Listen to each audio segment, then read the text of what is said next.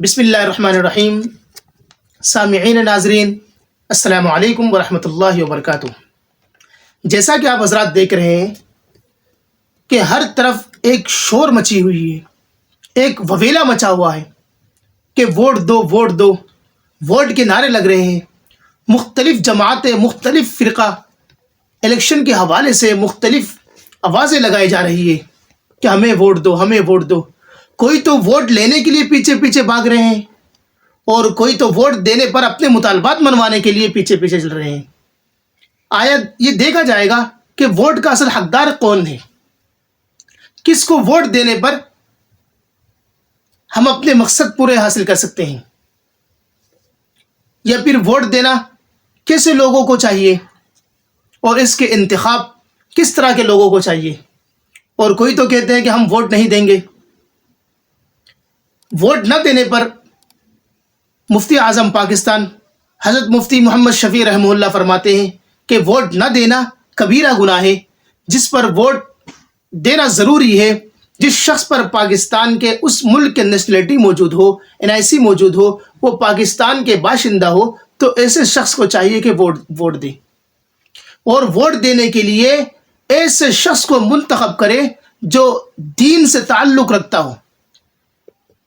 اب یہ دیکھا جا سکتا ہے کہ دین سے تعلق والے لوگ کہاں ہیں اور کس طرح کے لوگوں کو ہم ووٹ دیں. تقریباً جہاں بھی امیدوار کھڑے ہیں، جہاں بھی ہم منتخب کر کے نمائندہ کھڑا کرتے ہیں، ہر جگہ نیک لوگ اور برے لوگ بھی ہیں.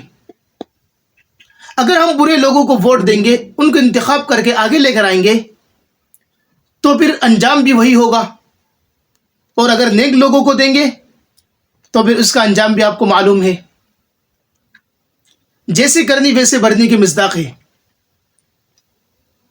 عطر کی خوشبو سے، بوتل سے عطر کی خوشبو آتی ہے اور غلط جگہوں سے بدبو آتی ہے. تو آپ مثال کو بہت اچھی طریقے سے سمجھ گئے ہوں گے. اگر خوشبودار لوگوں کے پاس جاؤ گے تو خوشبو آئے گی. اگر نیک لوگوں کے پاس، امانت دار لوگوں کے پاس، صادق اور سچے لوگوں کے پاس جاؤ گے تو انشاءاللہ سچ اور امانت داری کے سوا کچھ نہیں ملے گا. اور اگر غلط لوگوں کے پاس جاؤ گے، ان کو انتخاب کرو گے، اس کا انجام بھی بھگتنا پڑے گا.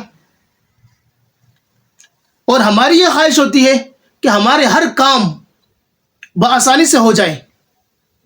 تو یہ کیسے ہوں گے؟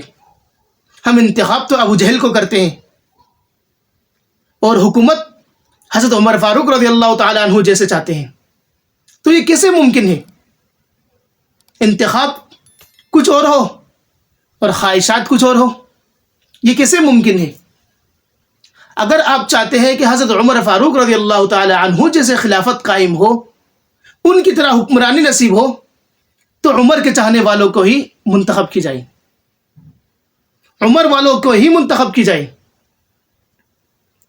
اگر ہم دیندار لوگوں کو انتخاب نہیں کریں گے تو پھر ہمارے دین محفوظ نہیں.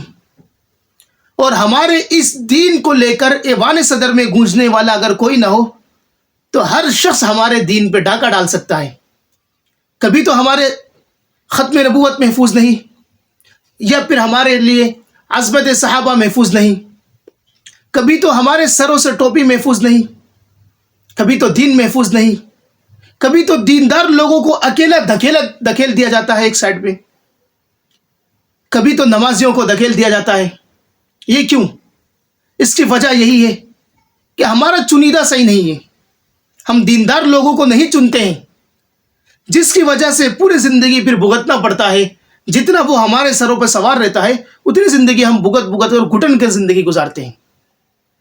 تو اس لیے چاہیے کہ انتخاب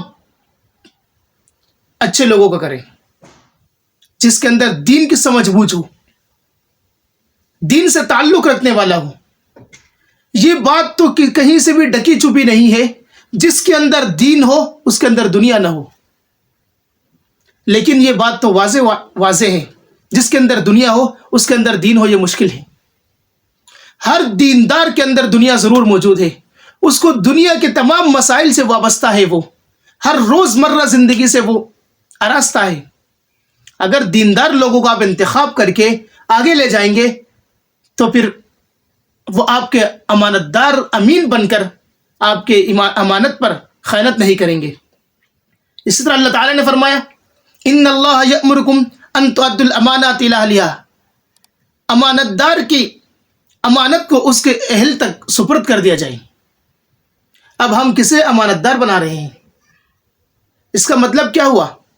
جس کو آپ امانت دار سمجھ کر منتخب کریں گے، ووٹ دیں گے، وہ شخص کیا اس لائق ہے کہ وہ امانت دار ہے؟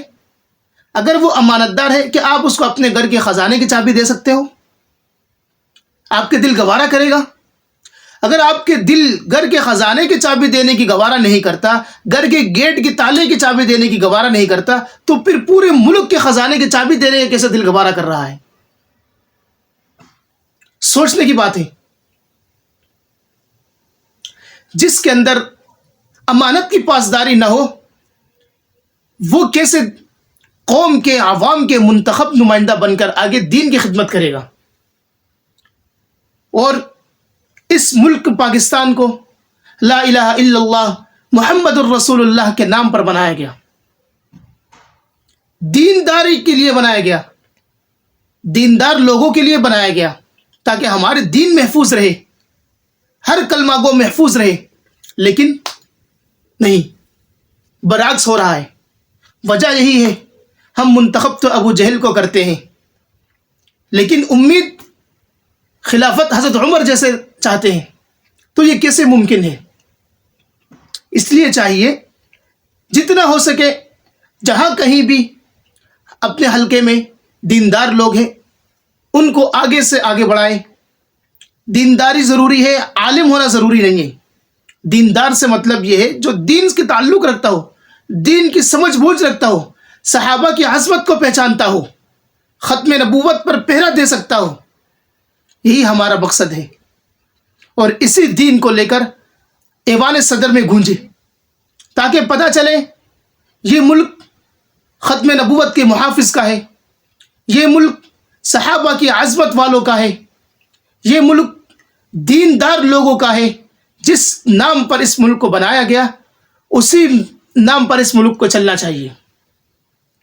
آج بالکل برعکس ہو رہا ہے، اور اس کی کوتاہی، اس سے غلطی بھی ہم خود کرتے ہیں۔ ومن اظلم ممن کتم شہادۃ عنده من اللہ، جب ہمارے پاس گواہ موجود ہے، شاہد موجود ہے، لیکن ہم اس کو چھپاتے ہیں، یہ تو بہت بڑا ظلم ہے۔ یا پھر ہم ووٹ دے دیتے ہیں تو پھر کسی مطالبات کی عوض دیتے ہیں، یہ تو رشوت ہو گیا کہ ہمارا یہ کام ہو گیا، ہو جائے گا یا ہوگا تو ہم آپ کو ووٹ دیں گے۔ نہیں، ہمارا سب سے پہلا مقصد، پہلا آئیڈیل، پہلا ہدف یہی ہونا چاہیے، اگر دین محفوظ ہے تو سب کچھ محفوظ ہے، اور ہم منتخب بھی اسی کو کریں گے جو ہمارے دین کا پہرا دیں گے، دین کی چوکیداری کریں گے، دین کی اغیاری کریں گے، اور صحابہ کی عظمت پر پہرا دیتے رہیں گے، اور ختم نبوت کی چوکیداری کریں گے، اسی کو منتخب کریں گے۔ اور باقی جو دنیاوی زندگی ہے وہ ثانوی درجے پہ آتا ہے۔ پہلا درجہ ہمارا دین ہے، اللہ کی رضا ہے، ختم نبوت کا پہرا دینا ہے، عظمت صحابہ کی پرچار کرنا ہے، اور اس کے بعد دوسرے زندگی کے معاملات شامل ہو جاتے ہیں۔ ہمیں چاہیے کہ ہم ووٹ بھی دینداروں کو دیں، تاکہ ہمارے دین محفوظ ہو جائے، ہمارے آبرو عزت محفوظ ہو جائے۔ جن کے اندر دین نہیں تو کچھ بھی نہیں، دین ہی سب کچھ ہے، دین سے ہی ہمارا جینا اور مرنا ہے۔